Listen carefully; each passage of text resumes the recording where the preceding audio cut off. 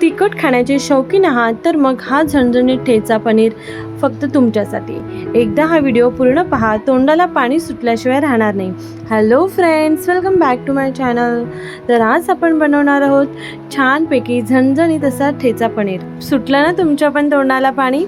चला तर मग आपण रेसिपीला सुरुवात करूया। इथे आपल्याला लागणार आहे शेंगदाणे, हिरवी मिरची, लसूण, कोथिंबीर, लिंबूचा रस आणि पनीर क्यूब। त्याचबरोबर मीठ आणि काळी मिरी पावडर सुद्धा आपल्याला घ्यायचे आहे। इथे मी एका साईडला पॅन गरम करायला ठेवून दिलेला आहे आणि त्यामध्ये आपल्याला शेंगदाणे छान कुरकुरीत होईपर्यंत भाजून घ्यायचे आहेत। त्याचबरोबर आपल्याला यामध्ये मिरची आणि लसूण सुद्धा टाकून ड्राय करून घ्यायचे आहे। अगदी 2 मिनिटं आपल्याला आपले मसाले जे आहेत ते परतवून घ्यायचे आहेत। तर छान असं रोस्ट झालेलं आहे, शेंगदाणे सुद्धा छान भाजले गेलेले आहेत। आता आपल्याला ठेचा करून घ्यायचा आहे। इथे मी खलबत्त्यामध्ये सर्व साहित्य टाकून घेते। कोथिंबीर सुद्धा आपल्याला टाकून घ्यायची आहे आणि छानपैकी आपल्याला ठेचा करून घ्यायचा आहे। तुम्ही मिक्सरमध्ये सुद्धा करून घेऊ शकता। त्याचबरोबर मीठ आणि लेमन ज्यूस आपल्याला टाकायचा आहे आणि छान असं व्यवस्थित मिक्स करून घ्यायचं आहे। पाहू शकता आपला ठेचा जो आहे तो तयार आहे। ते कोथिंबीर आपल्याला भरपूर प्रमाणात यूज करायचा आहे आणि ते ठेचा मी जितका लागेल तितका काढून घेतलेला आहे आणि छान तुम्ही मिक्सरला सुद्धा बारीक ग्राइंड करून घेऊ शकता। कोटिंग इझिली होते। तर अशा पद्धतीने आपण सर्व पनीरला जो आहे ठेचा कोटिंग करून घेणार आहोत।